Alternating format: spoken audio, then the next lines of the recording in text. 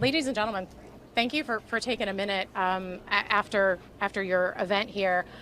We have the opportunity to talk to Democrats and Republicans who represent this area about where things are with SEPTA.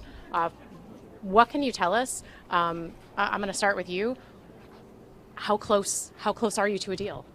Well, I believe we're close to the point where we'll be able to land the plane at some point. I mean, listen, right? At some point.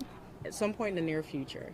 Right now, I mean, it's not necessarily about the politics of the conversation. I mean, one of my constituents that I ran into was an 85-year-old gentleman, and I asked him what was he doing that day. He said he was actually getting some exercise, but he also recognized that the bus 31 was eliminated, as directly in my district, that connects people from City Ave all the way down to Center City, and he was walking to his doctor's appointment. So both sides, we understand that it's about that individual that needs to access mass transit in order to access critical things throughout the city of Philadelphia. It's about the 53,000 students that went back to school without a transit system to rely on. So I think both parties were just trying to get to a place where we can find common ground and really get a deal done that benefits not just the southeast of Pennsylvania, which is where we are all from, but benefits Pennsylvania as a whole. But you think you're close? I think we're close, yes. Senator Picozzi, Representative Cephas is the chair of the Democratic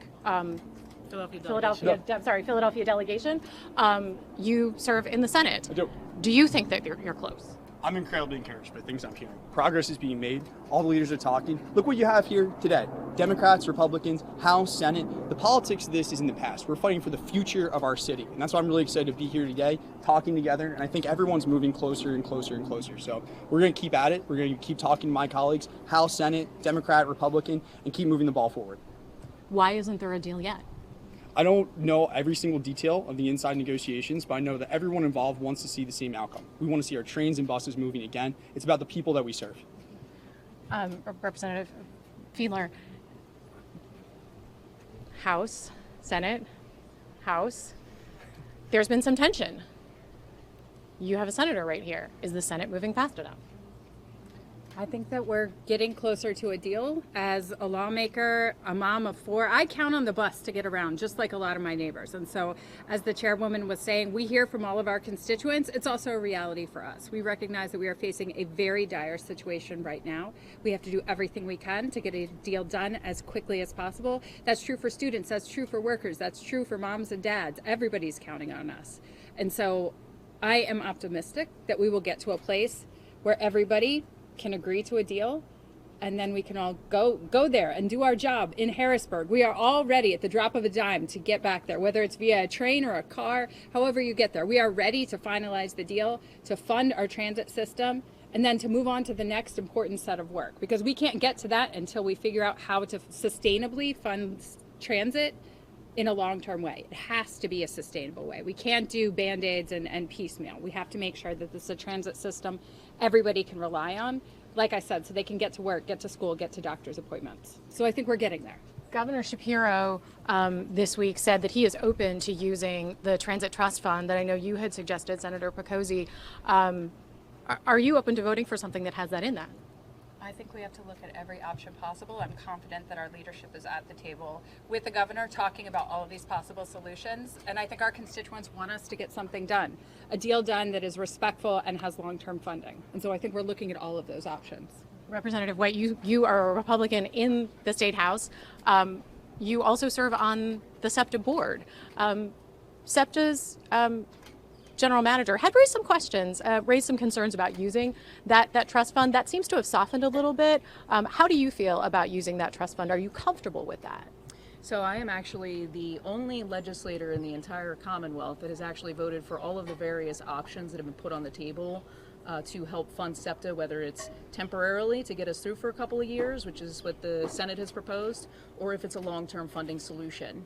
And I think that what is most critical right now is that we continue to negotiate the budget to that effect, that we make sure that riders have access to a safe and reliable system that has the funds available to them to make sure that takes place. But not just that. An entire budget can't just be about SEPTA funding.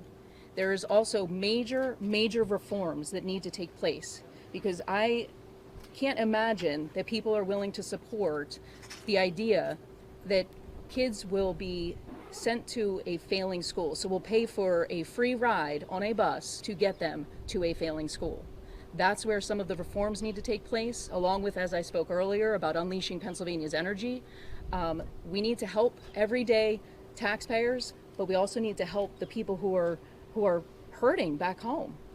They can't afford their energy bills. 20% increase in June on their energy bills. There's things that this legislature can do in a bipartisan way to help fix these issues, and that's the kind of conversations that are happening when it comes to this budget. And I think that every day we are inching closer, and I'm glad to be here today with my colleagues. How close do you think that your colleagues are who are negotiating this? I think we're still weeks away, Weeks away. potentially. Why? What gives you that feeling? Well, it still takes a while to draft the legislation itself and the policies that are being negotiated. And until there's some solidification around that, I think it's going to take a little bit. Is there something specific that you think could speed things up? I mean, I think that it's really comes down to the governor, the House Democrat leader, and the Senate Majority Leader continuing to get to the table and negotiate a final product. Do all of you feel like you are being updated and informed on what's going on in those negotiations? Because sometimes we wonder what's happening behind closed doors. Do you wonder as well, or are you getting regular updates? We're getting regular updates, which is one of the reasons why we can, strongly, affirmatively say that we are close. And again, the main focus is to make sure that everybody stays at the table to get a deal done. So again, we can get our mass transit system moving here in southeastern Pennsylvania. But also, it's not just about Philadelphia. It's about the entire Commonwealth. I mean, we are not the only one facing the challenges that SEPTA has. We also have Pittsburgh that's facing the same thing. Lehigh County is facing the same thing. So it's imperative for all of us to just stay at the table, to stay informed, and to do what we can to ensure that we get a deal that works for all of Pennsylvania. I don't want to keep you too long, but I do want to ask you one thing. I asked the House Speaker last week about just sort of how people should view what's going on right now. They all, SEPTA riders, residents here, they all look to Harrisburg to do something. And this budget is very, very late. Is this a failure? Did you all fail in doing what you needed to do to stop the cuts and to get a budget? Senator? Well, look what you have right here today. You've got 4 leaders who are standing up. You got for no Philadelphia. budget.